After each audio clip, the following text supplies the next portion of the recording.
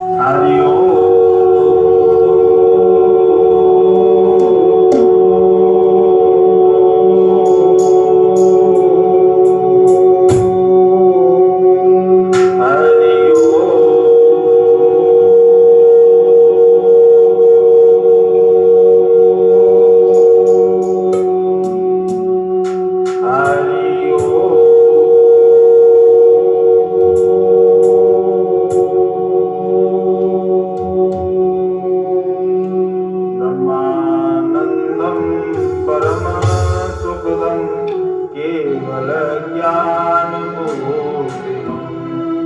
धुन्दातीतं गगनसदृशं तत्त्वमस्याद्रहस्यम् एकं नित्यं विमलमचलं सर्वधी साक्षिभूतं भावातीतं प्रगुणरहितं सद्गुरुतं नमामि।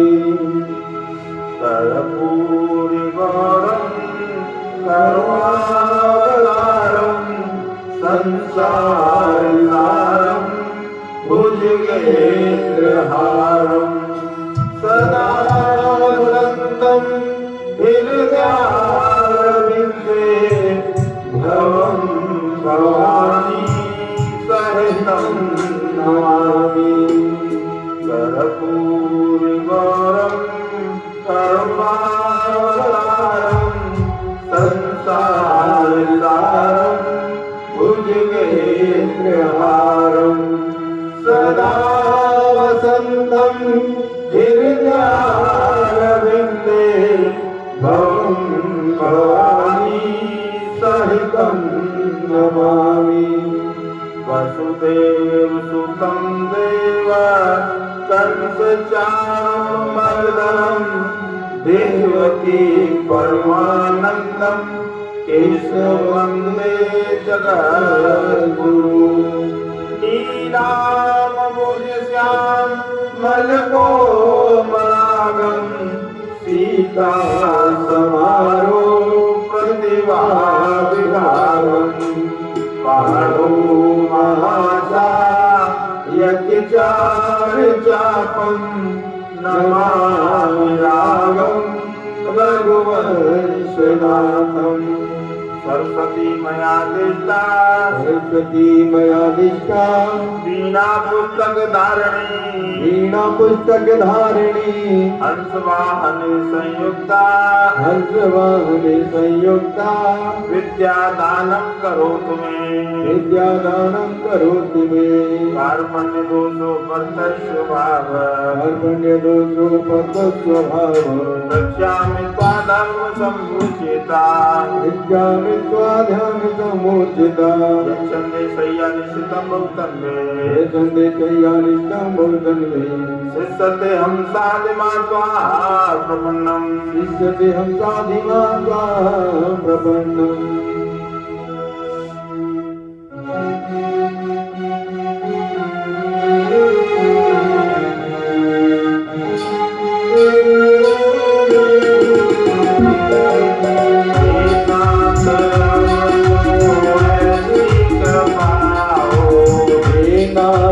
अब तो ऐसी कृपा हो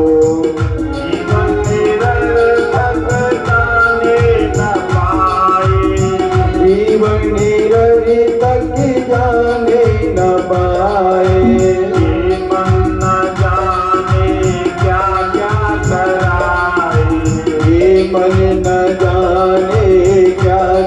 कराए नहीं बंद गाना बन सका नाते अपने बनाए।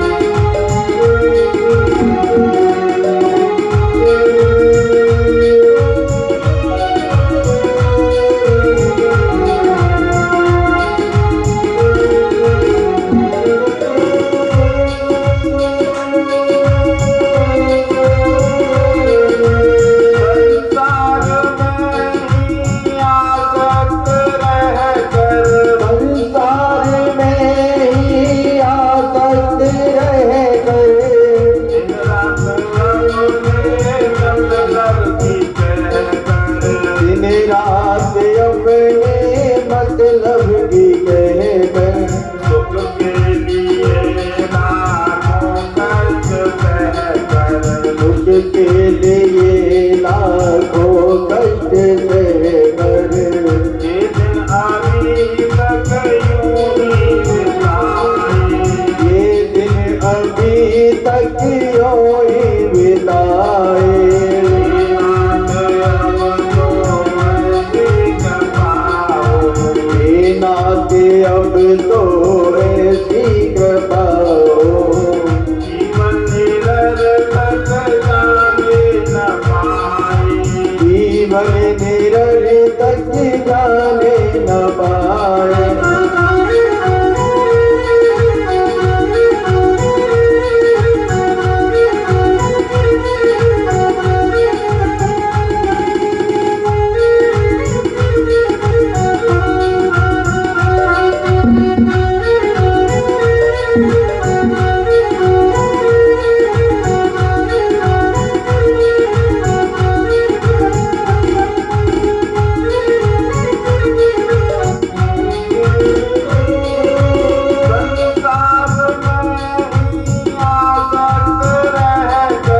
संसार में ही आसक्त रहकर दिन रात अपने मतलब की कहकर दिन रात अपने मतलब की कहकर सुख के लिए लाखों कष्ट सहकर सुख के लिए लाखों कष्ट सहकर ये दिन अभी तक यूं ही बिताए।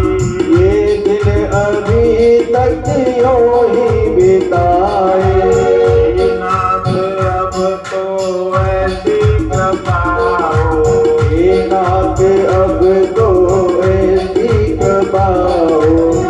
जीवन निरर्थक जाने न पाए। जीवन निरर्थक जाने न पाए।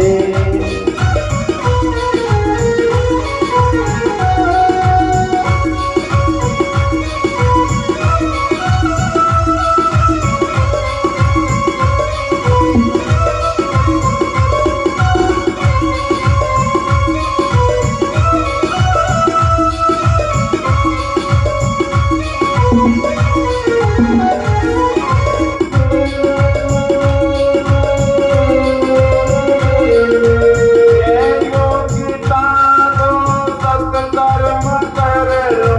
यह योग्यता दो सत्कर्म कर लो। अपने हृदय में सद्भाव भर लो। अपने हृदय में सद्भाव भर लो। नर्तन है साधन भव सिंधु तर लो। नर्तन है साधन भव सिंधु तर लो। ऐसा समय फिर आए न आए। ऐसा समय मेरे आए न आए। हे नाथ अब तो ऐसी कृपा हो। हे नाथ अब तो ऐसी कृपा हो। जीवन निरर्थक जाने न पाए। जीवन निरर्थक जाने न पाए।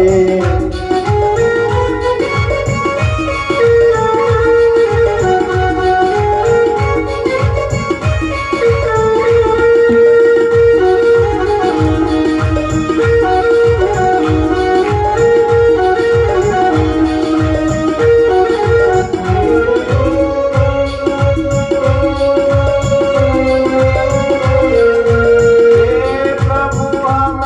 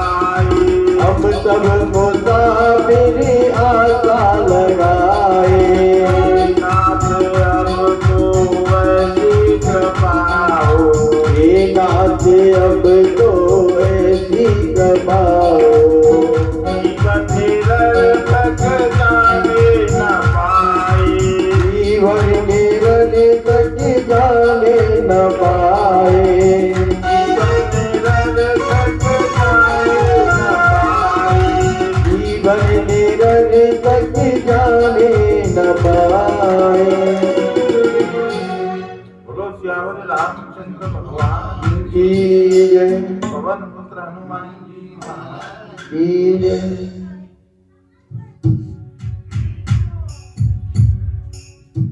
भजले हरि को एक दिन तो है जाना, भजले हरि को एक दिन तो है जाना। जीवन को यदि सफल बनाना, भजले हरि को एक दिन तो है जाना। भजले हरि को एक दिन तो है जाना।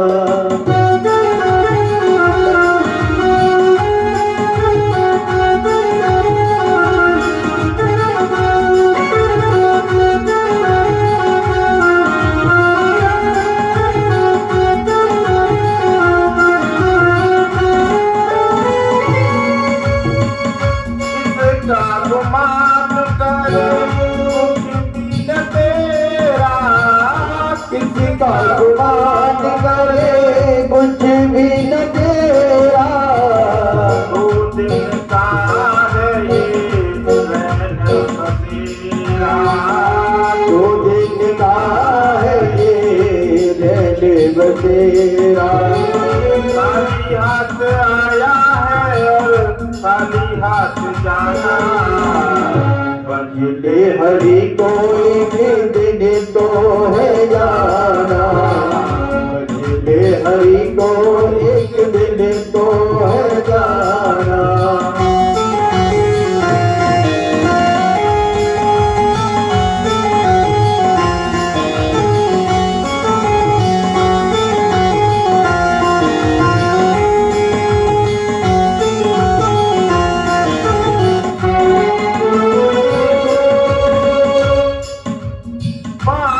तत्व की बनी तेरी काया, पांच तत्व की बनी तेरी काया।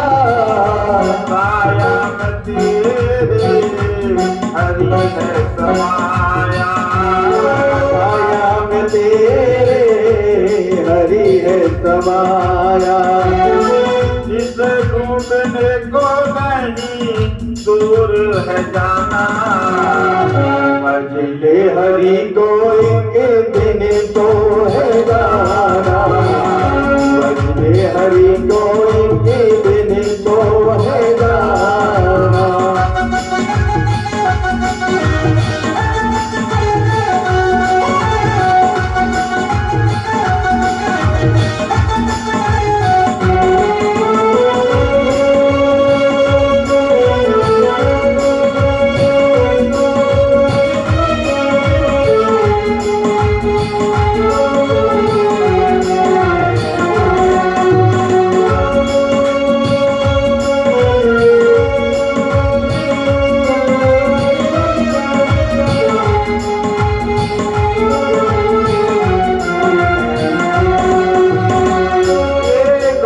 दौलत माल खजाना, ये धन दौलत माल खजाना।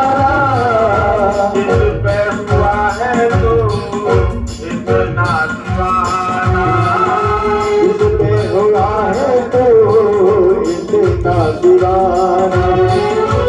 आज है तेरा कल का नहीं है ठिकाना। भजले हरि को एक दिन तो है जाना। भजले हरि को एक दिन तो है जाना।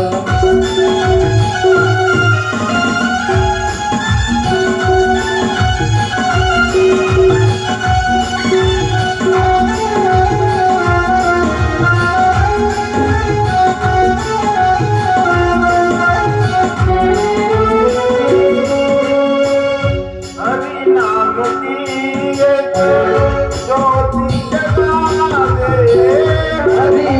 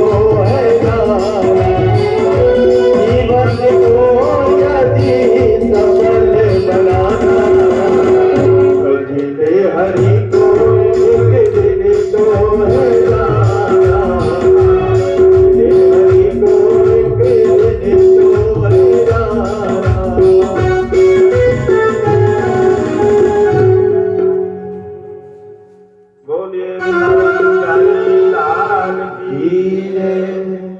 बोलिए सतगुरुदेव भगवान की जय।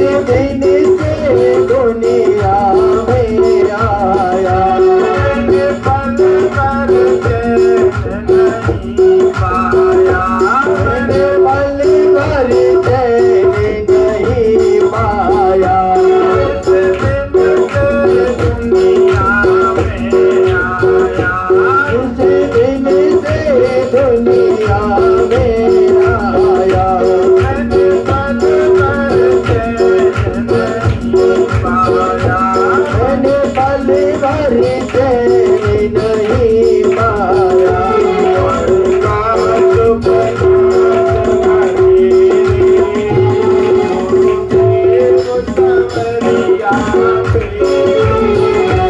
बड़ी दर्द पे दर्द घने, गुरुदेव सवरिया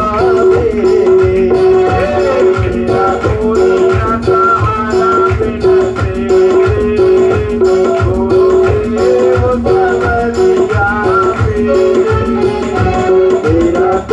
न सहारा बिन तेरे, गुरुदेव सवरिया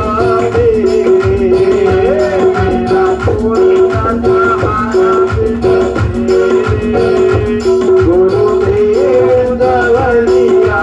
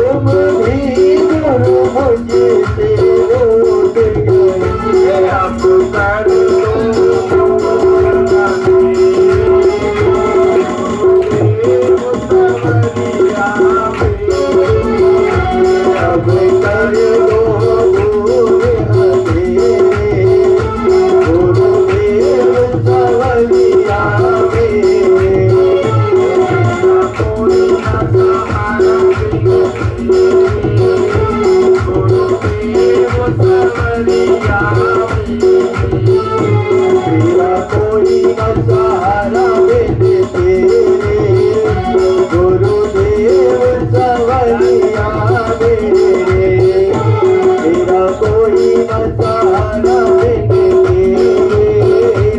गुरुदेव सवरिया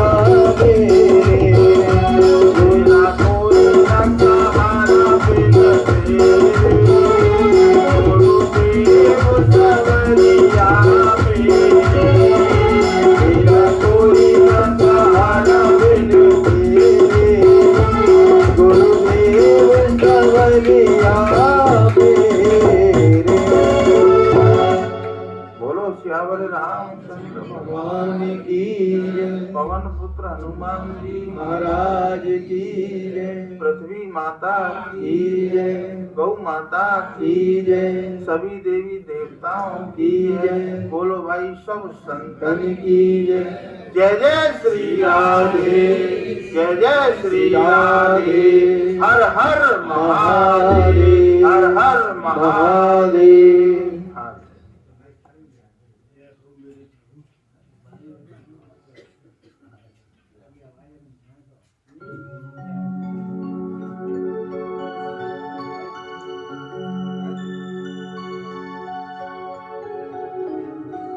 आज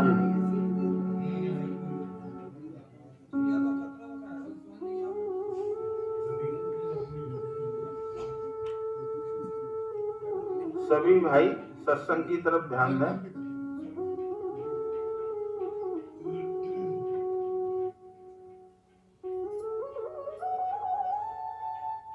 कुछ प्रसंग हम गीता में से बता रहे थे आपको। दूसरे अध्याय में स्थित प्रज्ञवृत्ति व्यक्ति की पहचान के लिए भगवान से अर्जुन ने प्रश्न किए। स्थित प्रज्ञवृत्ति कैसे बोलता है, कैसे चलता है, उसकी पहचान क्या है। उसे स्थित प्रज्ञ भी कह सकते हैं, तत्वज्ञानी कह दो, महात्मा कह दो, भक्त कहो, सब एक ही सिक्के के पहलू हैं।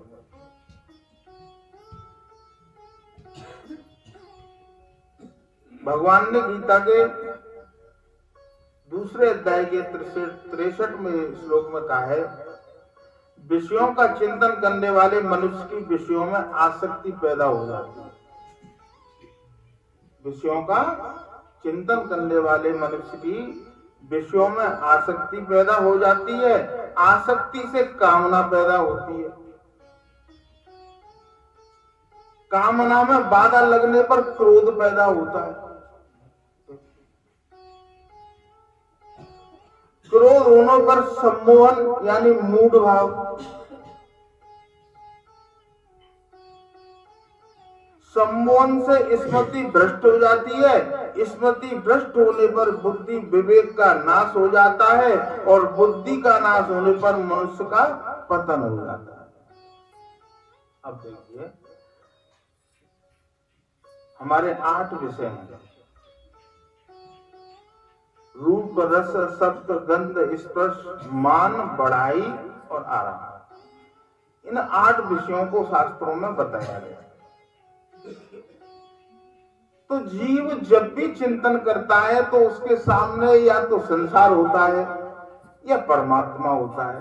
2 ही क्षेत्र है, एक परमात्मा है और एक संसार है। यदि वो परमात्मा का चिंतन ना करेगा, भगवान का चिंतन नहीं करेगा, शास्त्रों का चिंतन नहीं करेगा, तो स्वाभाविक है कि वो संसार का चिंतन करेगा। और संसार का जब वो चिंतन करेगा तो उस चिंतन में उस व्यक्ति की आसक्ति हो जाएगी। जैसे किसी व्यक्ति को मान के चलो धन की कामना है, धन की इच्छा है, तो वो धन के विषय में चिंतन करेगा, उस वस्तु के बारे में चिंतन करेगा। और जब वो चिंतन करेगा तो उसमें आसक्ति होगी, नहीं साहब मुझे ये मिलना चाहिए। तो मिलने के लिए जब वो प्रयत्न करेगा और उसमें किसी ने बाधा दे दी तो उसे क्रोध आएगा। भाई ऐसे समझो, दुकान पर कोई तुम्हारा ग्राहक आया और तुमको बताएगा मैं इस पैसे इतना कमाने वाला हूं, और किसी ने उस ग्राहक को भड़का दिया, अब वो तुम पैसे ना दे दिया सामान, तो अब तुमको कामना में बाधा लगी तो क्रोध आएगा। भगवान आगे कह रहे क्रोध से क्या हुआ?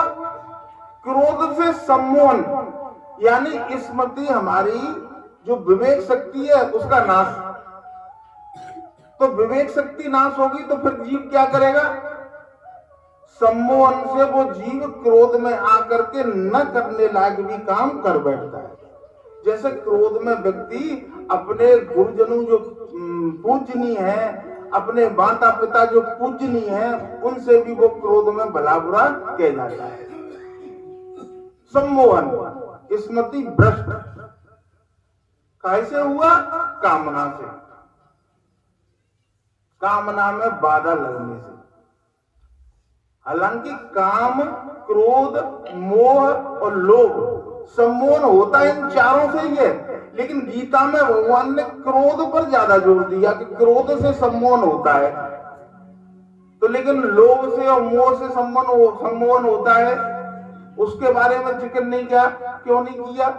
कि उसका कारण केवल इतना था कि क्रोध में दूसरे के अनिष्ट करने की भावना होती है। क्रोध में वो दूसरों का अनिष्ट कर जाता है, लेकिन लोभ में वो दूसरों का अनिष्ट नहीं करेगा।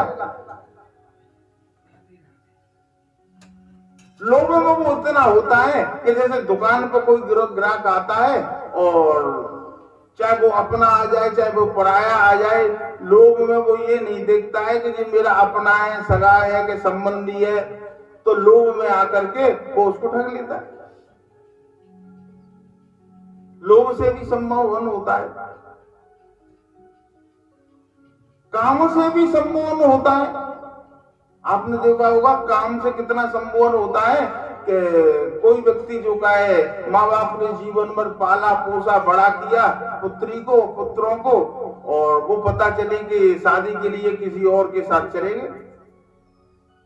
काम से भी सम्मोहन हुआ, उन्होंने विवेक से ये नहीं सोचा कि मेरे माँ बापों की क्या हालत होगी। काम से भी सम्मोहन होता है, यानी स्मृति भ्रष्ट हो जाती है।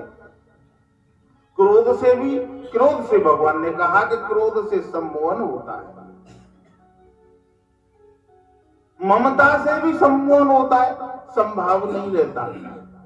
आपने देखा होगा कि कोई भंडारा कहीं चल रहा हो तो मोह के कारण, ममता के कारण लोग अपने अपने आदमियों को थैलियां भर भर के पहुंचाता है। देखा है तुमने? ये क्या है? मोह से, है ना। जो और लोग आए हैं उनके प्रति तुम्हें इतना लगाव नहीं है, लेकिन अपनों के प्रति लगाव है। तो मोह से भी, उसके अंदर इतना विवेक नहीं है, तो ये क्या कर रहा है? व्यवस्था भंग हो जाएगी। तो यहां भगवान कह रहे हैं कि उस मनुष्य का पतन हो जाता है। विषयों का कैसे पतन होता है? विषयों का चिंतन करने मात्र से पतन हो जाता है। एक और बात भगवान कह रहे हैं, जिसके मन इंद्रियां संयमित हैं, ऐसे मनुष्य की व्यवसाय आत्मा बुद्धि नहीं होती। व्यवसाय आत्मा बुद्धि न होने से उस अयुक्त मनुष्य में निष्काम भाव, कर्तव्य प्राणता का भाव नहीं होता, और निष्काम भाव न होने से उसको शांति नहीं मिलती। फिर शांति रहित मनुष्य को सुख कैसे मिल सकता है? भाई, जिसकी इंद्रियां संयमित नहीं है, व्यवसाय आत्मा बुद्धि का मतलब होता है कि देखो दो प्रकार की बुद्धि होती है कि एक तो हमें संसार में सुख भोग चाहिए, और एक बुद्धि ये कि नहीं साहब, इस संसार तो सब झूठा है, हमें तो केवल भगवान की प्राप्ति करनी है, मुझे तो केवल भगवान से प्रेम है। ये व्यवसाय आत्मा बुद्धि है। वो अव्यवसाय आत्मा बुद्धि है। और भक्ति के रूप में भगवान ने 7वें अध्याय में ये भी बता दिया है कि जो संसार को पाने के लिए भगवान की भक्ति करते हैं, देवी देवताओं को भजते हैं, वो संसार के सुख भोगों को चाहने वाले हैं, तो उसको अव्यभिचारिणी भक्ति कह दिया, एक को व्यभिचारिणी भक्ति कह दिया। अरे, जो भगवान को भजते हैं उनसे भगवान की ही चाहना रखते हैं, तो वो अव्यभिचारिणी भक्ति है। और जो संसार को पाने के लिए जगह जगह देवी देवताओं को भजते हैं कि कहीं से भी हमारी कामना पूरी हो जाए, उसको व्यभिचारिणी भक्ति कह दिया। इसको स्त्री से समझ सकते हो। एक स्त्री तो पतिव्रता है, एक स्त्री जमाने में डोलती है, उसको व्यभिचारिणी कहते हैं। ऐसे ही भक्ति का हिसाब बताया। और यहाँ दूसरे अध्याय में उसको तत्व ज्ञान की दृष्टि से उस व्यक्ति को क्या कह दिया है कि व्यवसाय आत्मा बुद्धि, अव्यवसाय आत्मा बुद्धि।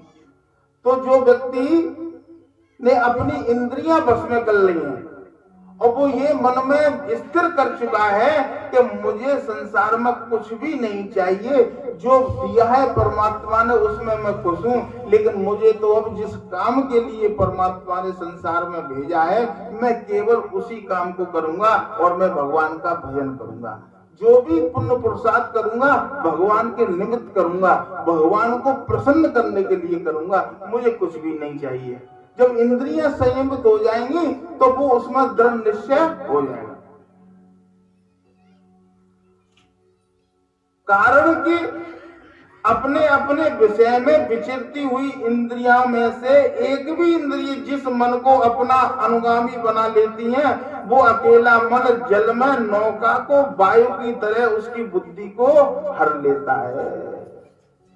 किसी एक विषय में भी यदि तुम्हारी आसक्ति है तो भले ही आपका उद्देश्य ईश्वर की प्राप्ति बन चुका है। अगर अभी एक भी वासना बाकी है, एक भी इच्छा बाकी है, तो भगवान कह रहे हैं जैसे जल में वायु चलती है, नाव चलती है, तो वो चलती है पूरब की दिशा की ओर, और उधर से वायु चले तो वो उसे उत्तर की दिशा की ओर मोड़ देती है। इसी प्रकार ये इंद्रियां एक भी तुम्हारी किसी अगर विषय में लगी हुई है तो जल में चलने वाली नाव की तरह वो तुम्हारी बुद्धि को हर लेगी और परमात्मा से हटा करके फिर संसार में लगा देगी। तो इसलिए मनुष्य को बताया कि अपनी इंद्रियों को अच्छी तरीके से निग्रह करके रखे। इसलिए हे महाभाव, जिस मनुष्य की इंद्रियां और इंद्रियों के विषयों से सर्वदा बस में की हुई है, उसी की बुद्धि स्थिर है। जिसने सभी विषयों से अपनी बुद्धि को हटा लिया है, जैसे पिछले सत्संग में बताया था कि सबके ममता ताग बटोरी, मम पद मनाई बांधवर डोरी। सारे विषयों से समेट करके मेरे चरणों में जिसने लगा दी, उसी की बुद्धि स्थिर है। फिर वो भटकेगा नहीं, फिर कोई दूसरा तरीका नहीं ढूंढेगा वो। और फिर आगे कह दिया कि संपूर्ण प्राणियों की जो रात है, परमात्मा से विमुखता है, उसमें संयमी मनुष्य जागता है। उसमें संयमी मनुष्य जागता है। और जिसमें सब प्राणी जागते हैं, भोग और संग्रह में लगे रहते हैं, वह तत्व की जानने वाले मुनि की दृष्टि में रात है। रामायण में भी यही बात बताई, अब गीता में भी कह रहे हैं कि जो रात दिन भोग और संग्रह में, धन को इकट्ठा करने में, मान बढ़ाई बटोरने में, अपना मान सम्मान पाने में जो लोग लगे हुए हैं, वो तत्व की दृष्टि वाले महापुरुष के लिए ये रात्रि के समान है। इसमें वही महापुरुष जागते हैं जो केवल परमात्मा को प्राप्त करने वाले हैं, उनको ही जागा हुआ कहा है। बाकी जो इस संसार में संसार को पाने के लिए, बटोरने के लिए लगे हैं, वो तो परमात्मा की तरफ से सोया हुआ है। और तुलसीदास जी ने इस बात को उस तरीके से कहा, जानहि तबहि जीव जब जागा, जानहि तबहि जीव जब जागा, तब तब विषय विलास विरागा, तब तब विषय विलास विरागा, नाम पिया रामा, तब तब विषय विलास विरागा, नाम पिया रामा। जागा हुआ मनुष्य को कब समझो, जब उसके जीवन में के सारे विषय, सारे सुख भोगों की इच्छाएं, कामनाएं, वासनाएं खत्म हो जाएंगी और एक परमात्मा में स्थिर हो जाएगा, तब समझ लेना वो संसार में जागा हुआ है। बाकी ये पूरे लोग सोए हुए। मोह निशा सब सोवनिहारा, देखें सपन अनेक प्रकार। मोह रूपी रात्रि में ये जीव सोया हुआ है और तरह तरह के सपने देख रहा है। मुझ पे इतना पैसा हो गया, मेरे फलाने से संबंध है, मेरे उससे संबंध है, मुझ पे इतने पुत्र हैं, मुझ पे इतना पैसा है, मेरा इतना नाम है, मैं ऐसे परिवार का हूं, ये सपना देख रहा है। और जब वो मर जाता है तो ये सपने से वो जागता है, फिर कहता है कि भाई मैंने तो बड़ी गलती की। जानहि तबहि जीव जब जागा, तब सब विषय विलास। ये जीव सपना देख रहा है। शंकर भगवान ने पार्वती जी को यही बात बताई कि पार्वती जी, मैं किसी की देखी सुनी बात नहीं कह रहा हूं, मैं अपने अनुभव की बात कर रहा हूं। मैंने अपने सारे जीवन में अनुभव किया है कि क्या किया है कि उमा कहूं मैं अनुभव अपना, उमा कहूं मैं अनुभव अपना, हरि भजन जगत सब सपना, हरि भजन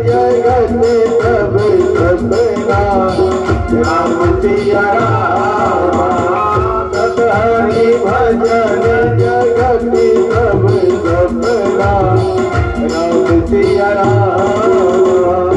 सत्य हरि भजन जगत सब सपना। जैसे संपूर्ण नदियों का जल चारों ओर से जल द्वारा परिपूर्ण समुद्र में आकर मिल जाता है। दृष्टांत से समझा रहे हैं भगवान अर्जुन को। आज अर्जुन आप हो और गीता में जो श्लोक भगवान बता रहे हैं वो ब्रह्म आपको ही उपदेश दे रहे हैं, ऐसा समझ के चलना। क्योंकि ज्ञान का अर्जन करने वाला ही अर्जुन है।